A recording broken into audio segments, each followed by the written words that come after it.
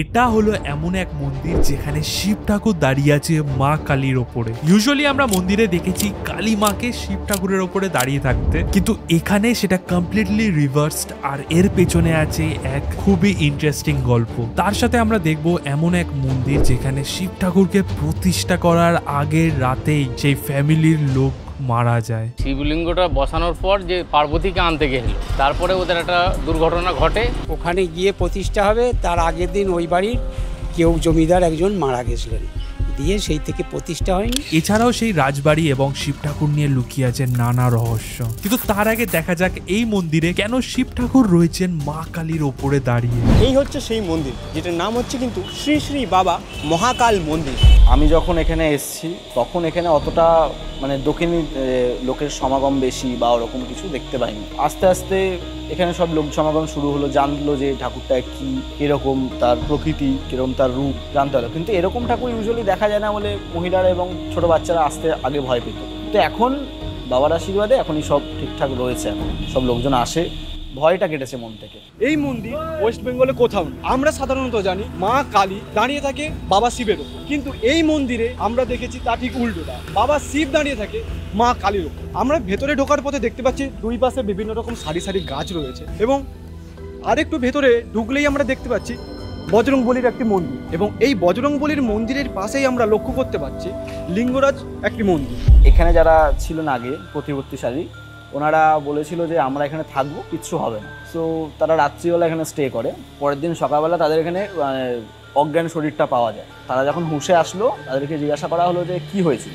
ওদের সাথে নাকি ওরা অনেক রকমের সাউন্ড শুনতে পায়, অনেকে ডাকছে, কাঁদছে, ইত্যাদি ইত্যাদি আওয়াজ শুনতে পায় এখানে। তারপর থেকে ওনারা ডিসাইড করে যে এখানে কেউ থাকবে না। এরপরেও অনেকে থাকার চেষ্টা করেছিল, কিন্তু সবাই বিফল হয়েছিল। প্রলয়ের হাত থেকে বাঁচানোর জন্য মহাদেব যখন মা কালীর সামনে চলে আসেন, তার উপরে কিন্তু মা কালী পা দিয়ে দাঁড়িয়ে যান এবং শান্ত হয়ে পড়েন। কিন্তু এখানে রয়েছে তার বিপরীত রূপ, বিপরীত। এটা মন্দিরটা 1980 সালের আগেকার। 1980 সালের আগে এইখানটা পুরোটাই জঙ্গল ছিল। আমাদের হনুমানজি মন্দির যেখানে আছে, ওখানে একটা ক্যালেন্ডার এসেছিল, আউট অফ নোওয়্যার এসেছিল কোথাও থেকে। ওখানে তখন বাবার এরকম রূপ ছিল। ন্যাচারালি তো এরকম মূর্তি দেখা যায় না, তখন কেউ পুজো করেনি। কিন্তু বাবার স্বপ্নাদেশে একজন ব্রাহ্মণ পুজো শুরু করে। এখানে যে বেদিটা আছে আমাদের, এই বেদির উপরে আগে পুজো হতো। এখন বাবা আস্তে আস্তে এখানে পূজিত হন আমাদের এখানে। যিনি পেয়েছিলেন তিনি তো অনেক আগেই মারা গেছেন, বহু আগেকার। আর এখন ক্যালেন্ডারটা একজনের বাড়িতে রয়েছে। ওই ক্যালেন্ডারটা দেখে মহাকাল মন্দির হয়েছে। কোথায় থেকে হাওয়া থেকে উড়ে এসে কাছে আটকিয়েছিল, ওখানে ছেলেপেলেরা আড্ডা মারতো, ক্যালেন্ডারটা তুলে দেখছে মহাকাল, তখন মহাকাল মন্দির আরম্ভ হয়ে গেল। ঠিক আমার সামনেই রয়েছে সেই মন্দির, এবং এটি হচ্ছে সেই বেদি যেখানে কিনা আগে কিন্তু পুজো করা হতো, এবং এখন বর্তমানে এই যে মন্দির দেখতে পাচ্ছ, এই হচ্ছে সেই অদ্ভুত এক প্রতিমা যেটা কিনা নিচে রয়েছে মা কালী এবং উপরে রয়েছেন মহাদেব। আমি অনেকবার দর্শন পেয়েছি, বাবাও পেয়েছে, মন্দিরের অনেকেও পেয়েছে। যখন আদেশ দেয়, আদেশ তো বলা যায় না আর কিছু। যখন আমাদের যেরকম আদেশ আসে তখন আমরা সেরকম করি, কিন্তু আমরা দর্শন পাই।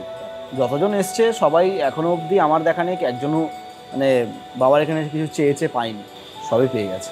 এবার আমরা দেখব এমন এক রাজবাড়ি যেখানে শিব ঠাকুর প্রতিষ্ঠা করা হয়নি এক রহস্যজনক কারণের জন্য। তারই সাথে আমরা দেখব কি করে সেই প্রতিষ্ঠা না করা শিব ঠাকুর একজনের স্বপ্নে এসে তাকে পুজো করার ইঙ্গিত দেয়। এছাড়াও এই রাজবাড়ির সাথে লুকিয়ে আছে নানা অজানা রহস্য, যার উত্তর আমরা খোঁজার চেষ্টা করেছি। আমি দাঁড়িয়ে রয়েছি হুগলি জেলার ইটাচুনা রাজবাড়ির ঠিক সামনে, আর আমার এই সাইডের হচ্ছে ইটাচুনার সেই পুরনো জমিদার বাড়ি, বলতে গেলে অনেকে রাজবাড়িও বলে থাকে। আর এই হচ্ছে সেই রাজবাড়ি বা জমিদার বাড়ি যাওয়ার প্রমুখ গেট।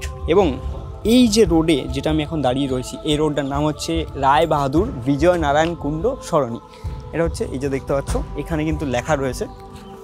তার ঠিক উল্টো দিকে হচ্ছে সেই মন্দিরটি, যেটি কিনা এই কুণ্ড পরিবারের সদস্যরাই কিন্তু নির্মাণ করেছিলেন। কে নির্মাণ করেছিলেন? এই যে ধ্রুবনারায়ণ কুণ্ডু, এনারই পূর্বপুরুষরা, এনাদের 13 পুরুষ হয়, 13 পুরুষ আছে। হ্যাঁ, 13 পুরুষের কোন পুরুষটা আমার মনে হয় যতদূর সম্ভব বিজয়নারায়ণ কি তারও আগের বিজয়নারায়ণের বাপ ঠাকুর দ্বারা ওনারা করেছিলেন এটা। ওনাদের টাইটেল ছিল কুন্দন, ওরা মহারাষ্ট্রিয়ান। এখানে ওই 13 পুরুষ আগে এখানে এসেছেন, এসে তখন থেকে আস্তে আস্তে কুণ্ডু হয়ে গেছে। বহু প্রাচীন এই মন্দির, প্রায় 150 থেকে 200 বছর কিন্তু বয়স হবে এই প্রাচীন মন্দিরের। আর যেটি কিন্তু বর্তমানে ওই রকম কিছুটা মনে না হলেও এখন সংস্কার করা হয়েছে এবং এখন রং করা হয়েছে অনেকটাই, কিন্তু সেটাকে কিন্তু ভালো করে রাখার চেষ্টা করা হচ্ছে। আর এই হচ্ছে সেই মন্দিরে যাওয়ার গেট। আর সামনে দেখতে পাচ্ছি একটা নন্দী রয়েছে, নন্দী মহারাজ কিন্তু এখানে রয়েছে। এবার ভেতরে যাই। মন্দিরটা বহু পুরনো মন্দির, এটা জমিদারাই করেছিলেন, এবার বহুদিন পরেই ছিল। এখন যিনি ট্রাস্টি আছেন উনি এইটাকে রক্ষা হয়ে গেছে, একদমই তো গাছপালা হয়ে গেল, সারিয়ে টারিয়ে রং ফং করিয়ে এর পুজোর ব্যবস্থা করছে, রক্ষণাবেক্ষণ করে রং টং করেছে এই পর্যন্ত। কিছু করা হয়নি, যেরকম ছিল প্রথম থেকে যেরকম হয়েছিল সেরকমই আছে। ঠিক আমি এখন ভেতরে ঢুকে গেছি। এই হচ্ছে সেই প্রাচীন প্রায় 150 থেকে 200 বছর পুরনো মন্দির। আর ঠিক মহাদেব কিন্তু একটা মূর্তি, সেই মূর্তি কিন্তু এখনো ভেতরে রয়েছে এবং বর্তমানে সেই গেটে কিন্তু তালা দেওয়া রয়েছে। শিবলিঙ্গটা বসানোর পর যে পার্বতীকে আনতে গেছিল, তারপরে ওদের একটা দুর্ঘটনা ঘটে, সেই জন্য পুজো বন্ধ ছিল, তারপরে আবার চালু করেছে। এই বছর খানেক হলো ওই সাধু টাধু এনে প্রতিষ্ঠা হয়েছে। ওইখান থেকে শিব ঠাকুর দেখা যাচ্ছে, আর আমরা জানি শিব ঠাকুরের মুখের দিকে তাকিয়ে থাকে নন্দী, কিন্তু আমি আর একটা জিনিস লক্ষ্য করতে পারছি যে এইখানে নন্দীটি ঠিক আছে তার উল্টো দিকে। এখানকার সব থেকে প্রাচীন বা একটা অদ্ভুত ব্যাপার সেটা কিন্তু হচ্ছে এখানে ভেতরে যে মূর্তিটি দেখতে পাচ্ছি সেটা কিন্তু মহাদেবের। এই মূর্তিটাই হচ্ছে সব থেকে রহস্যময়। আমাদের জ্ঞান হতে তো আমরা দেখছি ওই রকম হয়ে আছে। তো ঠাকুমাদের মুখে শুনতাম, বাবাদের মুখে শুনতাম যে ওই মন্দিরটা নাকি প্রতিষ্ঠা হয়নি, প্রতিষ্ঠা মানে পুজো হয়নি। ওখানে শিব আর এই যে পাশে বারোয়ারি রয়েছে, বারোয়ারি হরগৌরী গৌরী, ওইটা ওখানে গিয়ে প্রতিষ্ঠা হবে। তার আগের দিন ওই বাড়ির কেউ জমিদার একজন মারা গেছিলেন, দিয়ে সেই থেকে প্রতিষ্ঠা হয়নি।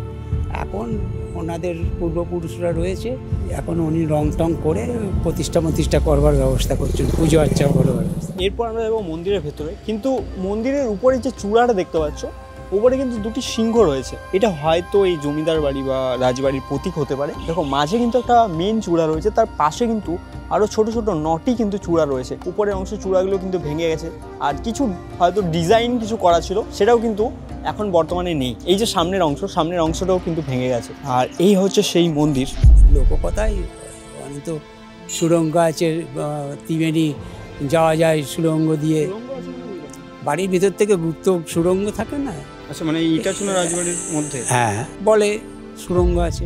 আচ্ছা, এখনো রয়েছে সেটা? নিশ্চয়ই আছে। এখানে কিন্তু একটি শিবলিঙ্গ রয়েছে, আর শিবলিঙ্গের মুখ কিন্তু রয়েছে ঠিক এই দিকে, একদম নন্দীর যেদিকে মুখ রয়েছে সেদিকে কিন্তু রয়েছে শিবলিঙ্গের মুখ। পুরনো সেই শিব ঠাকুরের সেই মূর্তি, বড়ই অদ্ভুতভাবে কিন্তু শিব ঠাকুর বসে রয়েছেন এখানে। এই একটি বেদি করা হয়েছে, বেদির উপর সেই মূর্তি রাখা হয়েছে। আর এই হচ্ছে সেই মন্দির, বর্তমানে এখন তালা দেওয়া রয়েছে। কুণ্ডু পরিবারের কর্তা যখন ব্রিটিশদের দ্বারা তাকে বলা হয়, তাকে দায়িত্ব দেওয়া হয় গিরিডি অঞ্চলের রেল লাইনের কাজ সম্পূর্ণ করার জন্য, যখন তিনি সেখানে গিয়েছিলেন গিরিডি অঞ্চলে, তখন কিন্তু গিরিডির গভীর জঙ্গলে এই যে শিব ঠাকুরের সেই যে মূর্তি, এই মূর্তিটি তিনি পেয়েছিলেন এবং নিয়ে এই যে মন্দির তিনি বানিয়েছিলেন। বিহারের রেল লাইন পাততে গেছিলো, গিয়ে ওখান থেকে পেয়েছিল। শিবলিঙ্গটাই হয় দেখেছি, আমিও ভারতবর্ষে অনেক জায়গায় ঘুরেছি, শিবলিঙ্গটাই দেখেছি, মূর্তিটা খুব কম দেখেছি। প্রায় 150 বছর এই রকমই চলে যে মন্দির, কিন্তু মূর্তি সেটা কিন্তু 150 বছর ধরে কেউ পুজো করতো না। এখন বর্তমানে নিত্য পুজো হয় এবং শিবরাত্রিতে বড় করে পুজো হয়, যেটা দেখে আমরা এখন পরিষ্কারভাবে বুঝতে পারছি এখনও কিন্তু পুজো হয়েছে এবং আজকেও ফুল বেলপাতা রয়েছে। 5-6 জন সাধু ছিল, এক ভদ্রমহিলা ছিল, এইখানে এসেছিল, ওরা স্বপ্ন পেয়েছিল বারাসাত থেকে। রাত 12টায় এসেছে, সারাক্ষণ এখানে জেগে বসছিল, সকালে পুজো আর্চার করে তারা গেল। এগুলো ছিল ওয়েস্ট বেঙ্গলের সব থেকে অদ্ভুত শিব ঠাকুরের মন্দির। বাট আগামী ভিডিওতে আমরা গোটা ইন্ডিয়া ঘুরে সব থেকে রহস্যজনক, অদ্ভুত এবং মিস্টিরিয়াস কিছু শিব ঠাকুরের গল্প তোমাদের সামনে তুলে ধরবো। দেখা হচ্ছে পরের ভিডিওতে।